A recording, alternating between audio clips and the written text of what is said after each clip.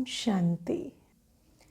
ये प्यारे बाप दादा के अव्यक्त रूप से चले हुए महावाक्य हैं। ओरिजिनल डेट है वाणी की 20 दिसंबर 1992। बाबा के आज की मुरली का सार है, आज्ञाकारी ही सर्व शक्तियों के अधिकारी है। सबको शक्तियाँ चाहिए। मास्टर सर्वशक्तिवान सबको बनना है। लेकिन बाबा कहते, जब हम बाप का बच्चा बनते, आज्ञाकारी बनते, तो बाप की सर्व शक्तियाँ हमें अधिकार के रूप में मिल जाती हैं। वरना आज्ञाकारी ना बने तो सर्वशक्तिवान बनने की और कोई विधि नहीं। तो आज प्यारे बाबा क्या कहते, आज सर्व शक्तियों के दाता बाप दादा अपने शक्ति सेना को देख रहे हैं। सर्वशक्तिवान बाप ने सभी ब्राह्मण आत्माओं को समान सर्व शक्तियों का वर्षा दिया है। जितने भी ब्राह्मण बच्चे हैं, सबको सर्व शक्तियों का एक जैसा वर्षा दिया है। वर्षा लेकिन मिलता किसे है? जो बच्चे बनते, जो आज्ञाकारी बनते। इसलिए बाबा कहते, वर्षे के रूप में सब बच्चों को, ब्राह्मण बच्चों को बाबा ने सर्व शक्तियाँ दी हैं, एक समान। किसको कम शक्ति व किसको ज़्यादा, ये अंतर नहीं किया। सभी को एक द्वारा एक साथ एक समान शक्तियाँ दी हैं। एक द्वारा एक साथ, ऐसा नहीं आज एक शक्ति कल दूसरी, नहीं, एक साथ और एक समान ही सबको शक्तियाँ दी हैं। तो रिजल्ट देख रहे थे कि एक समान मिलते हुए भी अंतर क्यों है। देने वाले ने तो एक समान दिया, फिर अंतर क्यों है? कोई सर्व शक्ति संपन्न बने और कोई सिर्फ शक्ति संपन्न बने हैं, सर्व नहीं। शक्ति तो है लेकिन सारी शक्तियाँ नहीं हैं। कोई कोई बच्चे ऐसे बने। क्यों? देने वाले ने तो एक जैसा दिया, एक समान दिया, सर्व शक्तियाँ दी, फिर ये अंतर क्यों पड़ता? कोई सदा शक्ति स्वरूप बने, कोई कभी कभी शक्ति स्वरूप बने हैं। कोई कोई शक्ति और कभी कभी शक्ति, है ना, ऐसे बने हैं। कोई ब्राह्मण आत्माएं अपनी सर्वशक्तिवान की अथॉरिटी से जिस समय जिस शक्ति को ऑर्डर करती हैं, वो शक्ति रचना के रूप में मास्टर रचता के सामने आती हैं। ऑर्डर किया और हाजिर हो जाती हैं। कोई ऑर्डर करते हैं लेकिन समय पर शक्तियाँ हाजिर नहीं होती। ऑर्डर करते हैं पर समय पर हाजिर नहीं होती शक्ति, जी हाजिर नहीं होती। बिल्कुल जैसे ही बुलाए ऐसे आ जाए, ऐसे नहीं करती, जी हाजिर नहीं करती। इसका कारण क्या है? कारण है जो बच्चे सर्वशक्तिवान बाप, जिसको हजूर भी कहते हैं, हाजिर नाजिर भी कहते हैं, तो जो बच्चे हजूर अर्थात बाप के हर कदम की श्रीमत पर हर समय जी हाजिर व हर आज्ञा में जी हाजिर प्रैक्टिकल में करते हैं, तो जी हाजिर करने वाले के आगे हर शक्ति भी जी हाजिर व जी मास्टर हजूर करती है। समझ गए अंतर क्यों है? जो बाबा के सम्मुख हर कदम, हर श्रीमत पर बाबा ने हर कदम के लिए श्रीमत दी है। संकल्प के कदम के लिए, बोल के, कर्म के, तो हर कदम में, हर श्रीमत पर, जिस कदम की जो श्रीमत बाबा ने दी है, और हर समय, ऐसा नहीं कभी कभी, तो हर कदम की श्रीमत पर हर समय जो बच्चे जी हाजिर करते हैं, वह हर आज्ञा में जी हाजिर प्रैक्टिकल में करते हैं। ये नहीं सिर्फ जी हाजिर कहा और किया कुछ और। प्रैक्टिकल माना कहना करना एक समान। तो जो बच्चे हर कदम की श्रीमत पर जी हाजिर करते हैं, हर समय जी हाजिर, हर आज्ञा पर जी हाजिर प्रैक्टिकल में करते हैं, उनके आगे हर शक्ति भी जी हाजिर व जी मास्टर हजूर करती है। जो हजूर के आज्ञाकारी हैं, उनके सामने शक्तियाँ भी जी मास्टर हजूर करते हैं। समझ लिया सिस्टम क्या है। तो जो बाबा ने कदम कदम के लिए श्रीमत दी है, आज लिस्ट निकालना, बाबा ने हर कदम के लिए क्या श्रीमत दी है, और उस हर कदम की श्रीमत पर हम सदा जी हाजिर करते हैं, सदा बाबा के आज्ञाकारी होकर चलते हैं, तो सर्व शक्तियाँ भी जी हाजिर करेंगी। अगर कोई आत्माएं श्रीमत व आज्ञा जो सहज पालन कर सकते हैं वो करते हैं, और जो मुश्किल लगती है वो नहीं कर सकते, है ना। तो जो श्रीमत, वो श्रीमत में भी ऐसे जैसे बूफे लगा हुआ है ना, चॉइस ले लेते हैं कि ये वाले अच्छी लग रही है, इसको पालन करते हैं, और जो थोड़ी मुश्किल लग रही है उसको छोड़ देते हैं, है ना। तो ऐसे करते हैं। कई बच्चे श्रीमत की पालन करने में भी मनमत चलाते हैं। जो सहज लगे वो कर लेते, जो नहीं लगे उसको छोड़ देते। तो बाबा कहते कुछ किया कुछ नहीं किया, कभी जी हाजिर कभी हाजिर। इसका प्रत्यक्ष सबूत व प्रत्यक्ष प्रमाण रूप है कि ऐसी आत्माओं के आगे भी सर्व शक्तियाँ भी समय प्रमाण हाजिर नहीं होती हैं। जैसे वो बाबा को सदा जी हजूर नहीं करते, तो फिर वो जब शक्तियों को बुलाते हैं तो वो भी सदा जी हाजिर नहीं करती। जैसे कोई परिस्थिति प्रमाण समाने की शक्ति चाहिए, है ना। समाने की शक्ति माना उसका वर्णन ना करें, उसको संकल्प में ना लाएं, संकल्पों का भोजन उस परिस्थिति को ना दें, या वाचा में उसका वर्णन ना करें, बिल्कुल समा लें। चाहते हैं ना कि कभी कभी ये वाली शक्ति हमारे अंदर आए। कोई परिस्थिति आती है तो लगता है बस समा लें, ना वो हमारे संकल्पों को डिस्टर्ब करे, ना कर्मों को। तो बाबा कहते हैं जैसे कोई परिस्थिति प्रमाण समाने की शक्ति चाहिए, तो संकल्प करेंगे कि हम अवश्य समाने की शक्ति द्वारा इस परिस्थिति को पार करेंगे, विजयी बनेंगे।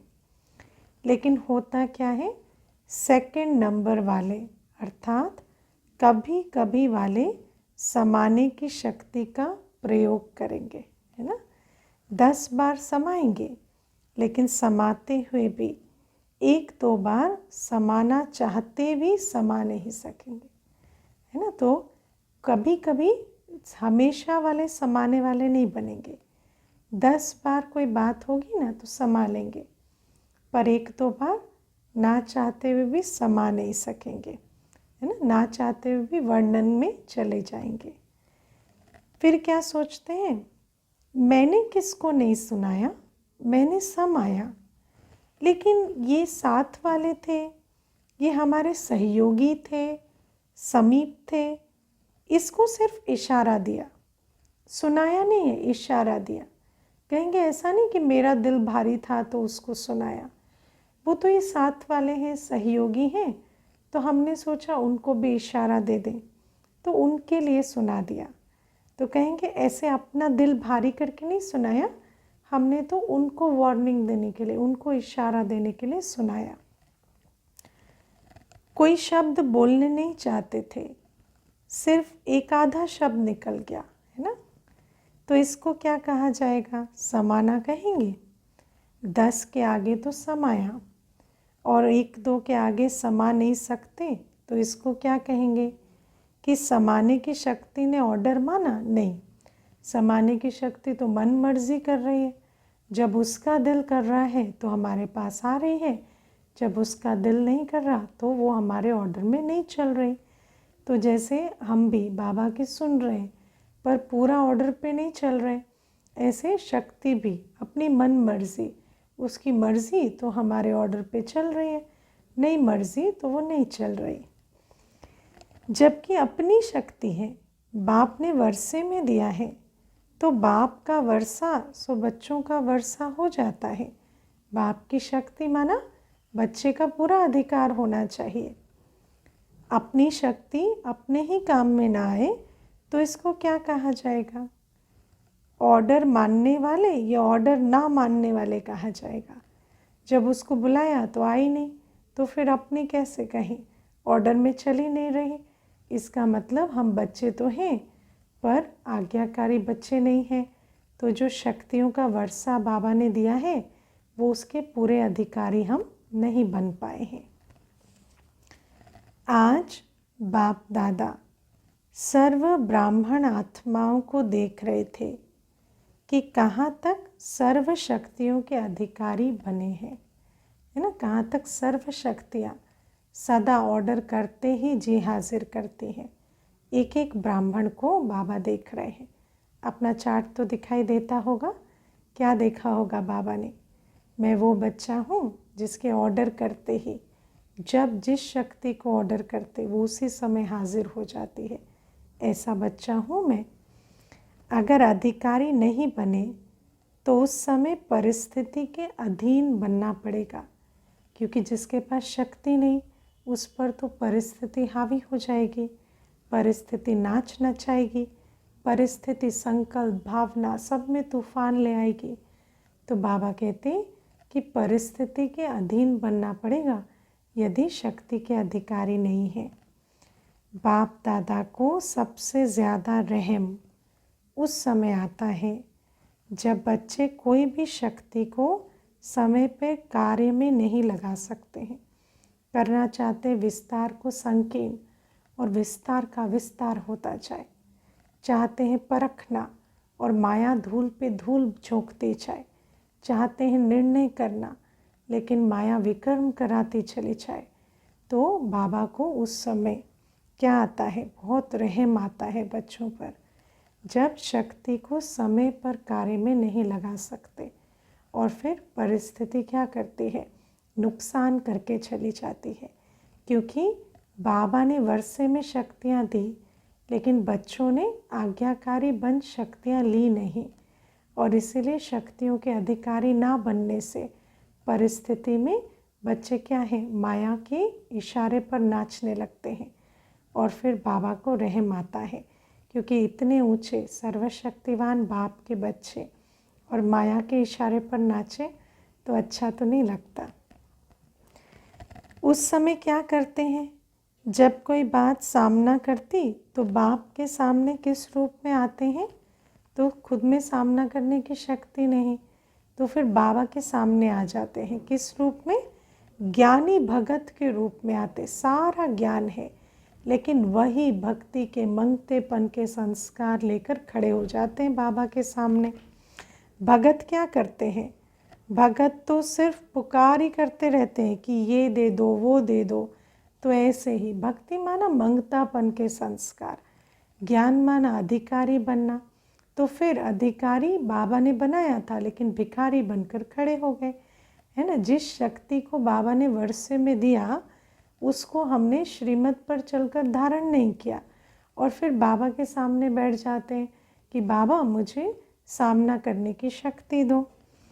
भागते बाप के पास है, अधिकार बाप पर रखते हैं, लेकिन रूप होता है रॉयल भगत का, है ना। अधिकार से मांगने लगते हैं, बाबा मैं आपका ही तो बच्चा हूँ, आप नहीं देंगे तो कौन देगा, मैं तो अधिकारी हूँ। ऐसे रॉयल भगत अधिकार से मांगने बैठ जाते हैं, है ना। तो बाबा कहते भगत सिर्फ पुकार करते रहते हैं कि ये दो वो दो, और जहाँ अधिकारी के बजाय ज्ञानी भक्त अथवा रॉयल भक्त के रूप में आते हैं, तो जब तक भक्ति का अंश है तो भक्ति का फल सद्गति अर्थात सफलता, सद्गति अर्थात विजय नहीं प्राप्त कर सकते, है ना। भक्ति में तो सद्गति विजय नहीं मिलती ना, भक्ति में बस मांगना और भावना पूरी करना।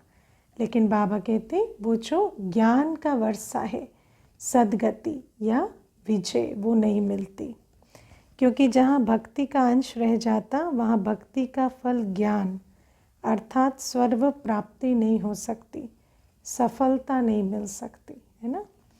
भक्ति अर्थात मेहनत और ज्ञान अर्थात मोहब्बत, लेकिन मोहब्बत तब नहीं जब परिस्थिति आए। मोहब्बत माना सदा मोहब्बत बाबा से, और जिससे मोहब्बत होती है ना उसको उसकी मत पर चलते हैं, है ना। जिससे मोहब्बत होती है उसके समान बनते हैं। तो ज्ञान अर्थात बाप की श्रीमत पर चल बाप समान बनना, और भक्ति अर्थात मेहनत करते रहना और थोड़ा थोड़ा, है ना, भिक्षा के रूप में फल लेना। तो बाबा कहते सर्व प्राप्तियाँ सहज सफलता ऐसे भक्ति में नहीं मिलती। ज्ञान में मोहब्बत के बल से जब बच्चे चलते हैं तो उस मोहब्बत से बाबा जैसे सर्व प्राप्तियों का अनुभव कराते हैं, लेकिन मोहब्बत समय पर नहीं, मोहब्बत सदा की। अगर भक्ति का अंश है तो मेहनत ज़रूर करनी पड़ती, और भक्ति की रस्म रिवाज है कि जब भीड़ पड़ेगी, भक्ति की रस्म ही यही है कि मुसीबत आए तब भगवान याद आएगा, नहीं तो अलबेले रहेंगे, है ना। जब एग्ज़ाम होगा तो प्रसाद चढ़ाने चले जाएंगे, एग्ज़ाम होगा, कोई नौकरी चाहिए, कुछ चाहिए, तो उस समय पर सारा, है ना, व्रत उपवास शुरू हो जाएंगे, चढ़ावा चढ़ाना शुरू हो जाएगा।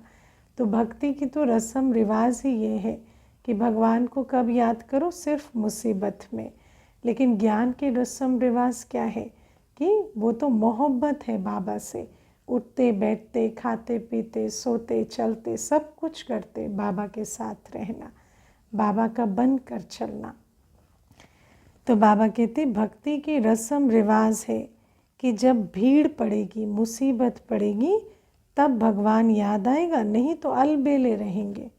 ज्ञानी भक्त भी क्या करते हैं कि जब कोई विघ्न आएगा तो विशेष याद करेंगे, है ना।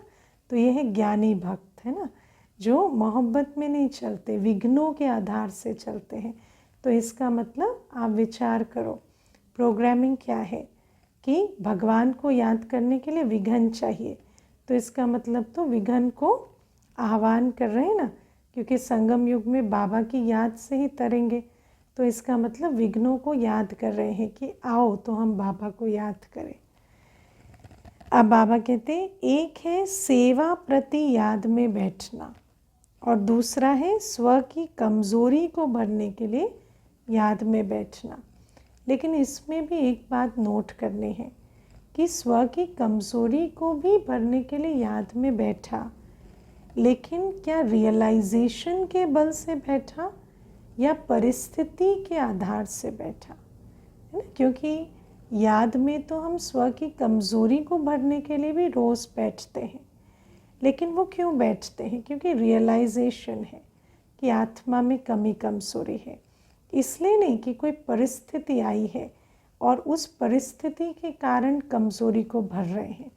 तो बाबा कहते एक होता है कि सेवा के लिए याद में बैठे, एक होता है रियलाइजेशन से कमी कमज़ोरी को भरने के लिए बैठे, दूसरा होता है परिस्थिति आई तो अपने में शक्ति भरने के लिए याद में बैठे। दोनों में अंतर है ना। जैसे अभी भी विश्व पर अशांति का वायुमंडल है, तो सेवा प्रति संगठित रूप में विशेष याद के प्रोग्राम बनाते हो। जैसे आज भी रविवार के दिन भी याद का प्रोग्राम बाबा देते हैं कि सारी आत्माएं, इंटरनेशनल योग है ना, बैठते हैं हम संगठित रूप में। लेकिन बाबा कहते वो तो सेवा अर्थ बैठते हैं, वो अलग बात है। वो तो दाता बन देने के लिए करते हो, वो मांगने के लिए नहीं करते हो, औरों को देने के लिए करते हो, है ना। तो वो हुआ सेवा प्रति। अब ऐसे ही हम मजबूत बने, सेवाधारी बन सके, इसके लिए भी अपने को भरने के लिए बैठते हो, वो भी जैसे सेवा अर्थ ही हो गया।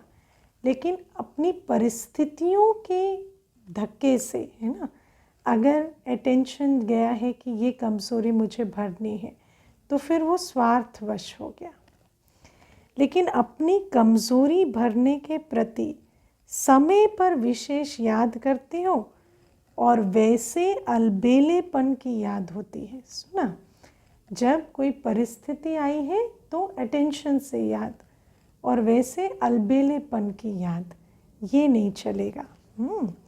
याद होती है, भूलते नहीं हो, लेकिन अलबेलेपन की याद आती है। कैसी होती है अलबेलेपन की याद? हम तो है ही बाबा के, और है ही कौन। लेकिन यथार्थ शक्तिशाली याद का प्रत्यक्ष प्रमाण, समय प्रमाण शक्ति हाजिर हो जाए, है ना। जो बच्चे सचमुच यथार्थ याद करते हैं, शक्तिशाली याद करते हैं, विधिवत याद करते हैं, तो उनकी निशानी क्या होती है?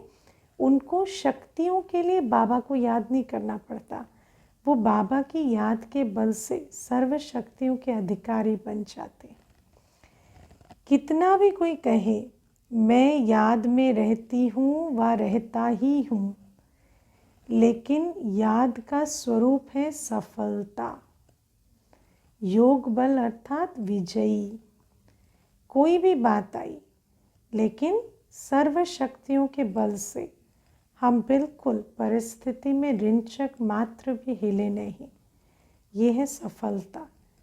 और ये सफलता आती है मास्टर सर्वशक्तिवान के अधिकार में, और मास्टर सर्वशक्तिवान की अवस्था यही है योग बल का प्रत्यक्ष प्रमाण। ऐसे नहीं जिस समय याद में बैठते उस समय खुशी भी अनुभव होती, शक्ति भी अनुभव होती, और जब कर्म में संबंध संपर्क में आते उस समय सदा सफलता नहीं होती, है ना। तो अवस्था नहीं बनी है, तो उसको नहीं कहेंगे कि ये योगी है, तो उसको कर्म योगी नहीं कहा जाएगा। हम कौन है? कर्म योगी। हम जो योग करते हैं, हमारी जो राज योगी जीवन है, उसका प्रत्यक्ष प्रमाण ये है कि हम कर्म में करते भी योग बल से चलते हैं। हर कर्म में हमें सफलता योग बल के आधार से मिलती है। सर्व शक्तियों को यूज़ कर कर हम कर्मों में सफलता लाते हैं। सारे दिन के अंत में हम ये देखते हैं हमारी स्थिति एक रस है। क्यों? क्योंकि कर्म योगी है, योग बल से कर्मों में सफलता ला रहे हैं। भौतिक सफलता नहीं, हर कर्म करते स्थिति ऊंची रहे, एनर्जी लॉस ना हो। ये कैसे होता है? जब क्योंकि योग के आधार से सर्वशक्ति स्वरूप बन हर कर्म कर रहे हैं। तो ये है कर्म योगी जीवन। शक्तियाँ शस्त्र हैं, और शस्त्र किस समय के लिए होता है? शस्त्र सदा समय पर काम में लाया जाता है, तो शस्त्रों से सुसज्जित है। जब चाहे तब उस शस्त्र को काम में लाकर परिस्थिति रूपी, है ना, पेपर टाइगर को ख़त्म कर देते हैं। यथार्थ याद अर्थात सर्वशक्ति संपन्न। सुना, यथार्थ याद का प्रूफ है सर्वशक्ति संपन्न अवस्था। सदा शक्तिशाली शस्त्र हो। परिस्थिति रूपी दुश्मन आया और शस्त्र काम में नहीं आए तो इसको क्या कहा जाएगा? शक्तिशाली या शस्त्रधारी कहेंगे? शस्त्र है पर काम में नहीं आया तो उसको शस्त्रधारी कहेंगे। हर कर्म में याद अर्थात सफलता हो। हर कर्म करते जब सफलता होती है, क्योंकि कर्म करते बातें आएंगी, लेकिन बातों में कभी अवस्था ना हिले, उसको कहेंगे कि हर कर्म में याद अर्थात सफलता हुई। इसको कहा जाता है कर्म योगी। सिर्फ बैठने के टाइम के योगी नहीं हो। खुशी शक्ति का अनुभव सिर्फ बैठ के योग में नहीं, हर कर्म करते अवस्था ऐसी शक्तिशाली हो, तब कहेंगे कर्म योगी। आपके योग का नाम बैठा बैठा योगी है या कर्म योगी नाम है ना। बाबा रमणीक बातें करते ना, बैठा बैठा योगी वाले हैं या कर्म योगी हैं। कर्म योगी हो ना, निरंतर कर्म है और निरंतर कर्म योगी हो, क्योंकि संकल्प का कर्म तो कम से कम निरंतर चलता है। तो हर संकल्प भी शक्तिशाली, हर संकल्प में भी माया से हार ना खाए, तब कहेंगे निरंतर कर्म योगी। जैसे कर्म के बिना एक सेकंड भी रह नहीं सकते, चाहे सोए हुए भी हो, तो वो भी सोने का कर्म कर रहे हो ना। तो नींद भी है ना, नींद में भी, स्वप्न में भी यदि माया हमें परास्त ना कर सके, तब कहेंगे कर्म योगी। तो जैसे कर्म के बिना रह नहीं सकते, वैसे हर कर्म योग के बिना कर नहीं सकते। इसको कहा जाता है कर्म योगी।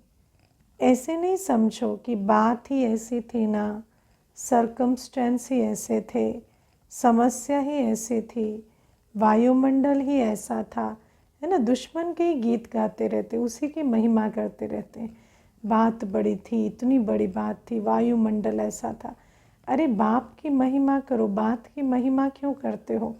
जिसको महिमा करेंगे वो तो सर चढ़ के, है ना, वो हमारे पर राज करने लगेगी। तो बाबा कहते तुम वायुमंडल ऐसा था, बात ऐसी थी, परिस्थिति ऐसी थी। ये संकल्प राजयोगी बच्चों को नहीं आने चाहिए।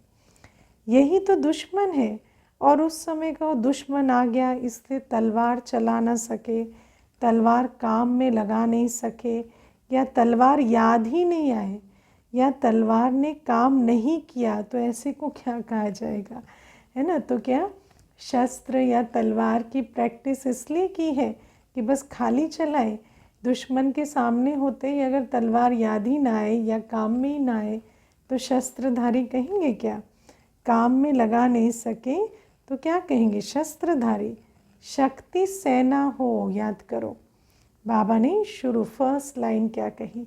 आज बाबा अपनी शक्ति सेना को देख रहे हैं। शक्ति सेना माना शस्त्रधारी, और शस्त्रधारी किसे कहेंगे? जो दुश्मन आया तो समय पर अपने शस्त्रों को यूज़ करके विजय पाले। तो सेना की शक्ति क्या होती है? शस्त्र, और शस्त्र है सर्व शक्तियाँ। तो रिजल्ट में क्या देखा? मेजॉरिटी सदा समय पर सर्व शक्तियों को ऑर्डर पर चला सके, इसमें कमी दिखाई दी। अभी बाबा शक्ति सेना का रिजल्ट सुना रहे हैं कि मेजॉरिटी में क्या देखा? कि समय पर सर्व शक्तियों को ऑर्डर पर चला सके, इसमें कमी दिखाई दी, है ना। वैसे तो सर्व शक्तियों का अभ्यास करते हैं, जैसे तलवारबाज है, वैसे हवा में तलवार अच्छी चला रहा है, लेकिन जब दुश्मन सामने आया तो नहीं चला सका। तो बाबा कहते ऐसे समय पर सर्व शक्तियों को ऑर्डर करके दुश्मन पर विजय पाए, ऐसे कम देखा बाबा ने। समझते भी हैं, लेकिन सफलता स्वरूप में समय प्रमाण या तो शक्तिहीन बन जाते हैं, या थोड़ा सा असफलता का अनुभव कर फौरन सफलता की ओर चल पड़ते हैं, है ना। तो बाबा ने दो प्रकार के देखे। एक तो समय प्रमाण, जब समय आया तो बिल्कुल ही शक्तिहीन बन गए। दूसरा, थोड़ी सी असफलता हुई, फिर एकदम पांव पर खड़े हो गए और विजय पाली, लेकिन कुछ नुकसान कर दिया, ऐसे भी हैं। तीन प्रकार के बच्चे देखे बाबा ने, ठीक है। अभी देख लेना कौन से हैं हम। पहले, उसी समय दिमाग द्वारा समझते हैं कि ये ठीक नहीं है, नहीं करना चाहिए, लेकिन उस समझ को शक्ति स्वरूप में बदल नहीं सकते। समझते हैं नहीं होना चाहिए, नहीं करना है, लेकिन शक्ति स्वरूप में बदल कर कर्म में ना आए, ऐसे नहीं है। दूसरे, जो समझते भी हैं लेकिन समझते हुए भी समय पर समय व समस्या पूरी होने के बाद सोचते हैं, है ना। ये तो करते करते सोच रहे हैं, वो समस्या पूरी हो गई फिर सोचते हैं। वो थोड़े समय में सोचते हैं, वो पूरा होने के बाद सोचते हैं। पहले वाले तो थोड़े समय में ही सोच लेते हैं कि ये ठीक नहीं है, लेकिन ये तो पूरा माया के वशीभूत होने के बाद सोचते हैं। और तीसरे भी हैं, सुनो, महसूस ही नहीं करते कि ये रॉन्ग है, सदा अपने रॉन्ग को राइट ही सिद्ध करते रहते हैं। अर्थात सत्यता की महसूसता शक्ति ही नहीं है इनके अंदर, बेसिक शक्ति नहीं, महसूसता शक्ति ही नहीं। तो अपने को चेक करो कि मैं कौन हूँ। बाप दादा ने देखा कि वर्तमान समय के प्रमाण सदा और सहज सफलता किन बच्चों ने प्राप्त की है, उसमें भी अंतर है। एक है सहज सफलता प्राप्त करने वाले और दूसरे हैं मेहनत और सहज दोनों के बाद सफलता पाने वाले, है ना। तो एक है बिल्कुल सहज सफलता मिली, दूसरे मेहनत की फिर सहज सफलता मिली। जो सहज और सदा सफलता प्राप्त करते उनका मूल आधार क्या देखा, तो जो आत्माएं सदा स्वयं को निर्माण चित्त की विशेषता से चलाते रहते हैं वही सहज सफलता को प्राप्त होते आए हैं, है ना। निर्माण ऑपोजिट दे अभिमान। तो जो निर्माण चित्त होकर चलते, करावनहार बाबा की स्मृति में रहते, तो सर्वशक्तिवान की स्मृति से सर्वशक्तियों की समर्थी आ जाती और सहज सफलता प्राप्त होती। निर्माण शब्द तो एक है, लेकिन निर्माण स्थिति का विस्तार और निर्माण स्थिति के समय प्रमाण प्रकार वो बहुत है। उस पर फिर कोई समय सुनाएंगे। निर्माण स्थिति अलग अलग सिचुएशन में अलग अलग रूप से निर्माण अवस्था आती है। तो बाबा कहते उसके एप्लीकेशन अलग अलग परिस्थितियों में अलग, और निर्माण का विस्तार भी बहुत सारा है, वो कभी और सुनेंगे। लेकिन ये याद रखना कि निर्माण बनना ही स्वमान है और सर्व द्वारा मान प्राप्त करने का सहज साधन है। बताया ना, निर्माण का ऑपोजिट दे अभिमान। निर्माण स्थिति तब होती है जब स्वमान ऊंचा हो। कहते हैं ना, लदा हुआ फल झुका हुआ रहता है। तो झुकता कौन है? जो स्वमान से भरपूर है, और जो स्वमान से भरा हुआ है वही दूसरे को सम्मान देता है और सर्व उसको मान देते हैं। और ऐसे जो निर्माण होते हैं, सर्व का मान प्राप्त करते हैं, उनको सफलता भी हर समय सहज मिलती है। निर्माण बनना झुकना नहीं है, लेकिन सर्व को अपनी विशेषता और प्यार में झुकाना है। झुकना ही झुकाना है, झुकने को मत देखो। बाबा कहते तुम झुके हुए रहते हो तो सर्व तुम्हारे प्यार में और विशेषता में झुकते हैं। तो बाबा कहते ऐसे जो निर्माणता के गुण वाले हैं ना, वो बच्चे सदा सर्वशक्ति स्वरूप बन सफलता प्राप्त करते हैं। क्योंकि सबसे बड़ा तो आत्म अभिमानी स्थिति में देह अभिमान का पर्दा पड़ जाता है, और जहाँ देह अभिमान का पर्दा है, आत्म अभिमानी स्थिति ही नहीं, वहाँ बाबा की याद के बल से सर्वशक्तियाँ कैसे आएंगी? समझा? सभी ने रिजल्ट सुन ली, 3 प्रकार भी देख लिए। अब ये भी देख लिया कि हम सहज और सदा सफलता प्राप्त करने वाले हैं या मेहनत करके प्राप्त करने वाले हैं, सब कुछ चेक कर लिया। अब बाबा कहते समय आपका इंतज़ार कर रहा है, और आप क्या कर रहे हो?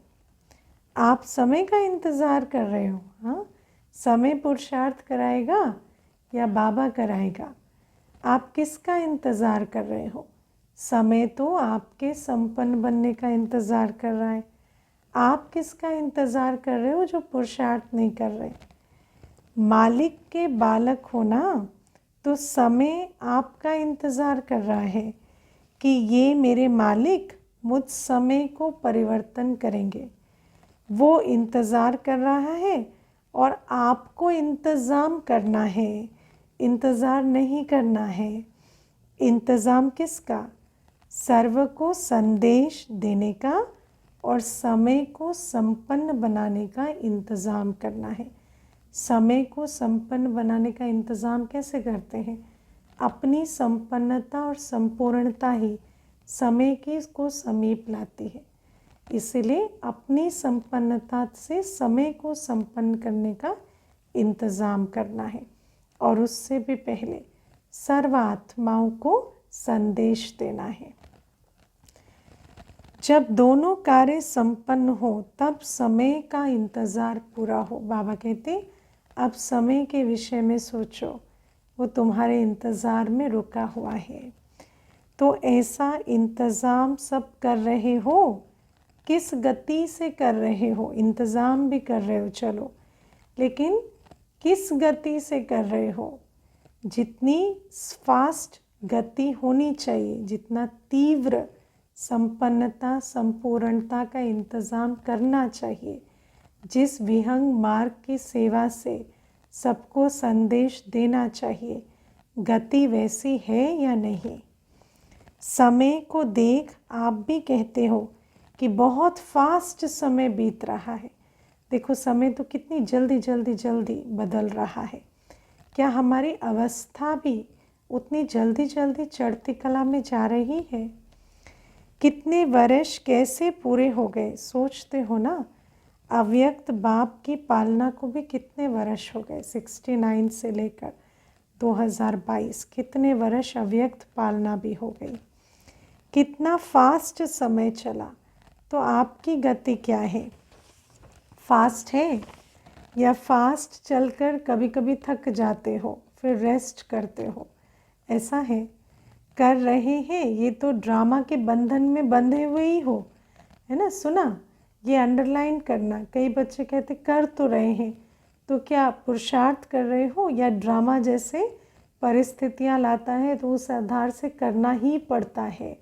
बाबा कहते ऐसा तो ब्राह्मण बच्चे नहीं हो सकता कि कुछ भी ना करे, क्योंकि ड्रामा भी करवा रहा है। ड्रामा के बंधन में बंध कर भी करना पड़ता है। लेकिन क्या हम बाबा की श्रीमत पर कर ड्रामा की हर सीन के लिए पहले से रेडी होते हैं या ड्रामा के धक्का मारने से पुरुषार्थ करते हैं? ये देखना है। लेकिन गति क्या है इसको चेक करो। ड्रामा से आगे करते हैं पुरुषार्थ या ड्रामा के हमेशा पीछे रहते, ड्रामा हमें खींचता है। सेवा हो रही है, पुरुषार्थ हो रहा है, आगे बढ़ रहे हैं, ये तो ठीक है। तो अब गति को चेक करो, सिर्फ चलने को चेक नहीं करो। गति क्या है? चींटी की है, हाथी की है, घोड़े की है, किसकी गति है? गति को चेक करो, स्पीड को चेक करो। समझा? सभी अपना काम कर रहे हो ना? हाँ, अपना काम, हर एक का काम है। बाबा कहते इस विश्व स्थापना में हर एक इंडिविजुअल ब्राह्मण आत्मा को जिम्मेवारी मिली हुई है। अपनी जिम्मेवारी समझ काम कर रहे हो ना? अच्छा, अब अव्यक्त बाप दादा की पर्सनल मुलाकात है। टॉपिक है साधारण कर्म में भी ऊंची स्थिति की झलक दिखाना ही फॉलो फादर करना है। जब फॉलो फादर कहते हैं तो ब्रह्मा बाबा को हर कर्म में फॉलो करने की बात होती है। तो बाबा में विशेषता क्या थी कि बाबा हर साधारण कर्म भी फरिश्ता स्थिति में करते थे। ऐसा लगता था जैसे हर कर्म देखते हुए उसको देखते रहें या वैसे कर्म करने की प्रेरणा मिलती थी। तो बाबा कहते फॉलो फादर करना अर्थात साधारण कर्म में भी ऊंची स्थिति की झलक दिखाना। तो सुनते हैं बाबा के महावाक्य। बाबा कहते सदा संगम युगी पुरुषोत्तम आत्मा है, ऐसे अनुभव करते हो। पुरुषोत्तम शब्द मर्यादा के साथ आता है। तो संगम युगी पुरुषोत्तम अर्थात सदा हर कर्म श्रीमत प्रमाण करने वाले, श्रीमत की मर्यादा के अंदर रहकर करने वाले हैं, ऐसे अनुभव करते हो। संगम युग का नाम ही है पुरुषोत्तम अर्थात पुरुषों से उत्तम पुरुष बनाने वाला युग है ना। और उत्तम पुरुष के हर कर्म कैसे हैं, है ना, जैसे सर्वगुण संपन्न, 16 कला संपूर्ण, संपूर्ण निर्विकारी, मर्यादा पुरुषोत्तम, डबल अहिंसक। तो हर कर्म करते भी उत्तम पुरुष के कर्म कर रहे हैं, दैवी गुण संपन्न कर्म कर रहे हैं। तो संगम युगी हो, आप सभी पुरुषोत्तम बने हो ना। आत्मा पुरुष है और शरीर प्रकृति है। तो पुरुषोत्तम अर्थात उत्तम आत्मा हो। आत्मा तो हूँ पर सबकी तरह नहीं हूँ, उत्तम आत्मा हूँ, श्रेष्ठ आत्मा हूँ। मेरे दिव्य संस्कार इमर्ज रूप में रहे, मेरे फरिश्तेपन के संस्कार इमर्ज रूप में रहे, मेरी पवित्रता के संस्कार इमर्ज रूप में रहे। सबसे नंबर 1 पुरुषोत्तम कौन है? ब्रह्मा बाबा। इसलिए ब्रह्मा को आदि देव कहा जाता है ना, देवताओं से भी उत्तम। फरिश्ता ब्रह्मा भी उत्तम हो गया और फिर भविष्य में देवात्मा बनने के कारण पुरुषोत्तम बन जाते। लक्ष्मी नारायण को भी पुरुषोत्तम कहेंगे ना। तो पुरुषोत्तम युग है और पुरुषोत्तम मैं आत्मा हूँ। आज स्वमान पक्का कर देना, मैं पुरुषोत्तम संगम युगी पुरुषोत्तम आत्मा हूँ, उत्तम आत्मा हूँ, है ना। आत्मा पुरुष है और मैं उत्तम आत्मा हूँ। मेरा हर कर्म उत्तम होना चाहिए। पुरुषोत्तम आत्माओं का कर्तव्य भी सर्वश्रेष्ठ है। उठा, खाया, पिया, काम किया, ये साधारण कर्म नहीं। साधारण कर्म करते भी श्रेष्ठ स्मृति, श्रेष्ठ स्थिति हो। कर्म साधारण है, उठना, खाना, पीना, चलना, देखना, लेकिन हर कर्म करते स्मृति भी श्रेष्ठ और स्थिति भी श्रेष्ठ। जो देखते ही महसूस करें कि ये कोई साधारण व्यक्ति नहीं है। बाबा सदा रूप बसंत की कहानी सुनाते हैं ना, कि रूप बसंत अज्ञातवास में भी, गुप्त वेश में भी अपनी चाल चलन के द्वारा प्रत्यक्ष हो जाते थे कि ये जैसे राजकुमार हैं। तो बाबा कहते ऐसे साधारण जीवन, साधारण चलन, साधारण कर्म में भी स्थिति ऐसी श्रेष्ठ जो हरेक को संकल्प चले कि ये साधारण नहीं है। जैसे जो असली हीरा होगा वो कितना भी धूल में छिपा हुआ हो, लेकिन अपनी चमक ज़रूर दिखाएगा, छिप नहीं सकता। तो आपकी जीवन हीरे तुल्य है ना। हमारे अंदर हीरे तुल्य क्या होनी चाहिए? जीवन, हर चलन, हर समय की अवस्था, हमारी स्थिति ऐसी हीरे तुल्य हो जो स्थिति परिचय दे हमारी श्रेष्ठता का। कैसे भी वातावरण में हो, कैसे भी संगठन में हो, लेकिन जैसे हीरा अपनी चमक छिपा नहीं सकता, ऐसे पुरुषोत्तम आत्माओं की श्रेष्ठ झलक सबको अनुभव होनी चाहिए। तो ऐसे हैं या दफ्तर में जाकर, काम में जाकर आप भी वैसे ही साधारण हो जाते हो।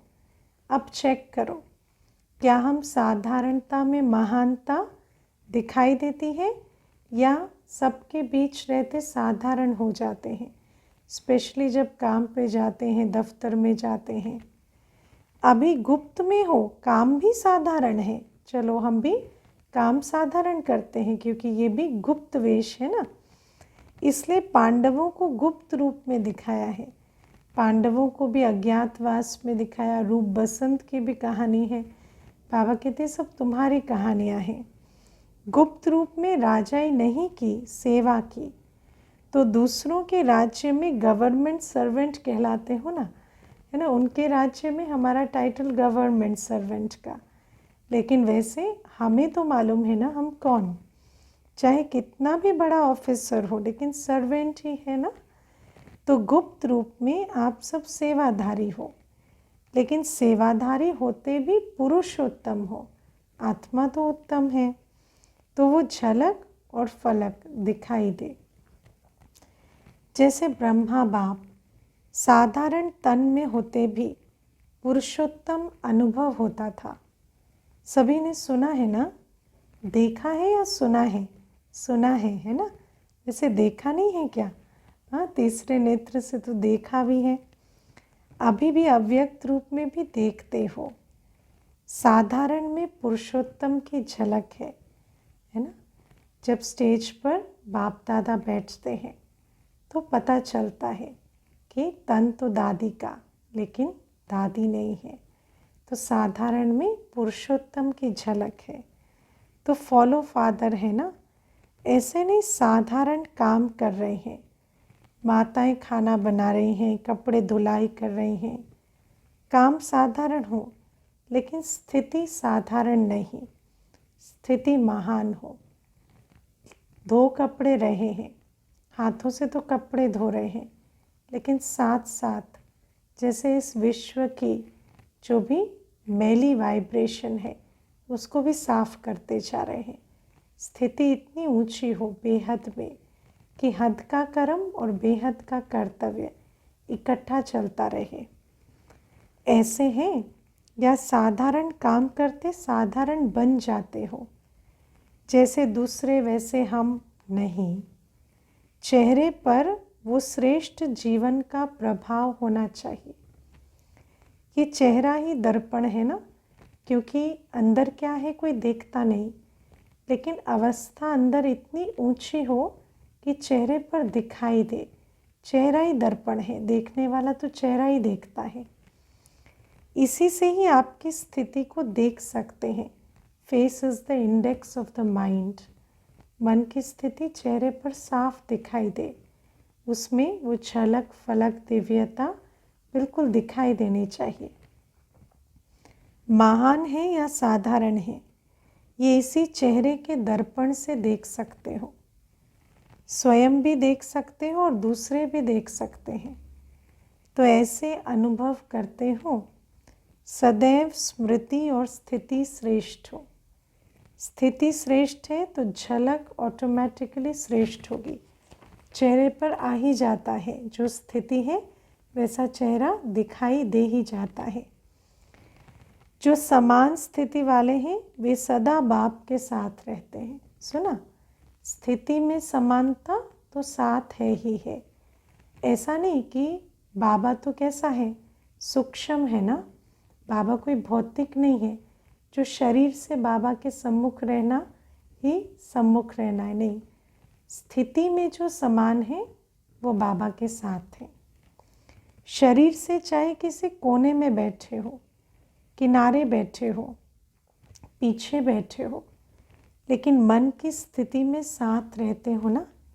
साथ वही रहेंगे जो समान होंगे।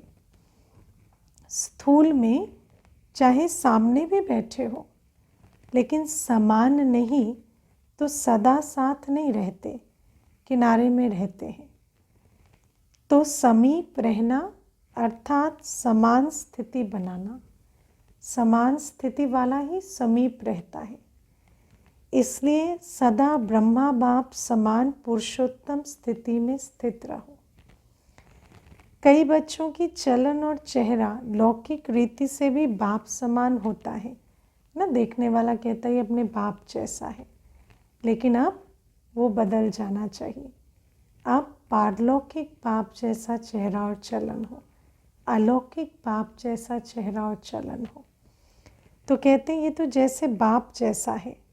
तो यहाँ चेहरे की बात तो नहीं, लेकिन चलन ही चित्र है। तो हर चलन से बाप का अनुभव हो। इसको कहते हैं बाप समान। चलन ही चित्र है ना। बाबा की चलन हमारी चलन में दिखाई दे। तो समीप रहना चाहते हो या दूर, है ना। आप समीप रहना चाहते हो, हाँ कहाँ, माना समान बनना पड़ेगा।